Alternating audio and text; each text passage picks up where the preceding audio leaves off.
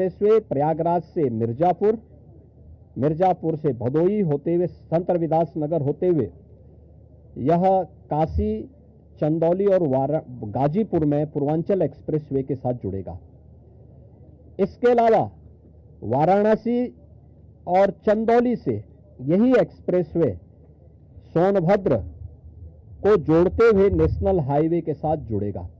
तो यह इंफ्रास्ट्रक्चर की दृष्टि से, जैसे प्रयागराज में प्रयागराज चित्रकूट डेवलपमेंट रीजन यहां पे हम लोग तैयार करने जा रहे हैं, वैसे ही वाराणसी में भी वाराणसी बिंद एक डेवलपमेंट रीजन वहां पे भी डेवलप करने की कार्रवाई पर नीति आयोग के साथ मिलकर के इस कार्यक्रम को तेजी के साथ आगे बढ़ाया जा रहा है। तो ये डेवलपमेंट के वे रीजन होंगे जो वास्तव में यहां की न केवल पर्यटन की दृष्टि से बल्कि आर्थिक उन्नयन में और यहां पे रोजगार सृजन में बड़ी भूमिका का निर्वहन करेंगे। उस प्रकार का इंफ्रास्ट्रक्चर की दृष्टि से एक्सप्रेसवे एक, तो ये एक्सटेंशन हम लोग इसको करने जा रहे हैं जो प्रयागराज, बिंद और काशी एक्सप्रेसवे के रूप में इसे हम लोग जानेंगे। दूसरा है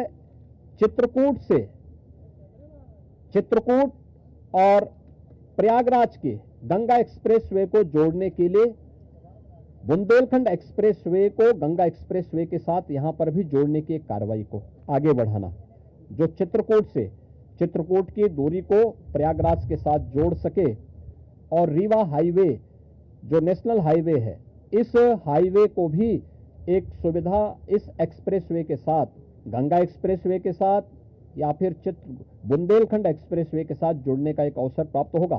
तो ये दो महत्वपूर्ण के साथ साथ प्रयागराज की अपनी आंतरिक चैलेंजेज हैं, ट्रैफिक के चैलेंजेज हैं, और इसमें हम लोगों ने अभी से यहाँ पर पहले आदरणीय प्रधानमंत्री जी की प्रेरणा से भारत सरकार के राष्ट्रीय राजमार्ग विभाग ने लखनऊ रायबरेली होते हुए प्रयागराज की दूरी को बहुत आसान किया है, जिसमें गंगा नदी पे एक 6 लेन का ब्रिज भी बन रहा है।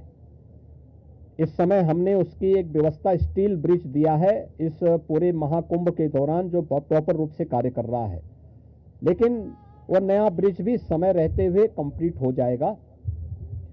ऐसे ही अन्य कनेक्टिविटी के लिए यहां से मिर्जापुर, जौनपुर, वाराणसी, आजमगढ़, गोरखपुर की कनेक्टिविटी को बनाए रखने के लिए यहां पर जो मांग हो रही थी, प्रयागराज शहर की तरफ से सलौरी और हेतापट्टी के बीच में, झूसी के बीच में इस पूरे ब्रिज को बनाने की कार्रवाई को, 4 लेन के एक ब्रिज को सरकार इसको बनाएगी। दूसरा, रीवा की तरफ से और जो आपके अरेल की ओर से जो यहां पे प्रेशर है यमुना जी के ब्रिज पे, सिग्नेचर ब्रिज आज से 20 साल पहले बनकर के तैयार हुआ था। आज यहां पर उसकी दृष्टि से बहुत महत्वपूर्ण आवश्यकता यहां पर है कि उसके पैरेलल एक नया ब्रिज बने। तो सिग्नेचर ब्रिज के पैरेलल यमुना जी में भी एक नए ब्रिज को हम अपनी सहमति, कैबिनेट ने अपनी सहमति दी है कि हाँ, शास्त्री ब्रिज के पैरेलल तो हम उसके साथ कर ही रहे हैं और इसको भी हम उसके साथ जोड़ेंगे। तो ये महत्वपूर्ण घोषणाएं प्रयागराज के इंफ्रास्ट्रक्चर, यहाँ के सस्टेनेबल डेवलपमेंट की दृष्टि से, डेवलपमेंट और रोजगार की दृष्टि से, और आने वाले समय में यहाँ के नागरिकों के जीवन स्तर को और बेहतर बनाने की दिशा में जो आदरणीय प्रधानमंत्री जी की प्रेरणा है, उसको आगे बढ़ाने के लिए ये कुछ घोषणाएं आज यहाँ पर कैबिनेट ने जिस पे चर्चा की है, अपनी सैद्धांतिक सहमति दी है। और मुझे पूरा विश्वास है कि अगली बार जब कुंभ के साथ उत्तर प्रदेश जुड़ेगा तो इन सब इंफ्रास्ट्रक्चर का लाभ आने वाले श्रद्धालुओं को प्राप्त होगा। मैं आप सबका एक बार फिर से अपने मंत्री परिषद के सभी साथियों की ओर से हृदय से स्वागत करता हूं, अभिनंदन करता हूं। कहाँ गए भाई राजभर जी, और ये कहाँ गए अपने आशीष पटेल जी, निषाद राज, कहाँ हैं लोग? आप लोग पीछे क्या छुपे हुए? इधर आइए। कहाँ राजभर जी, कहाँ गए? अनिल कहाँ है? अनिल कहाँ है?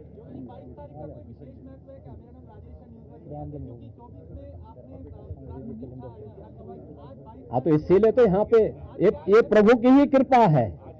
प्रभु आज ही के दिन 500 वर्षों के बाद अयोध्या में विराजमान हुए थे और आज पहली बार उत्तर प्रदेश का पूरा मंत्री परिषद आज यहां पर आया है। और मुझे लगता है कि अगले कुंभ की क्या स्थिति होती है, लेकिन उसका इंफ्रास्ट्रक्चर उत्तर प्रदेश का ये मंत्री परिषद आदरणीय प्रधानमंत्री जी की प्रेरणा से यहां पर प्रयागराज की धरती पर प्रस्तुत कर रहा है।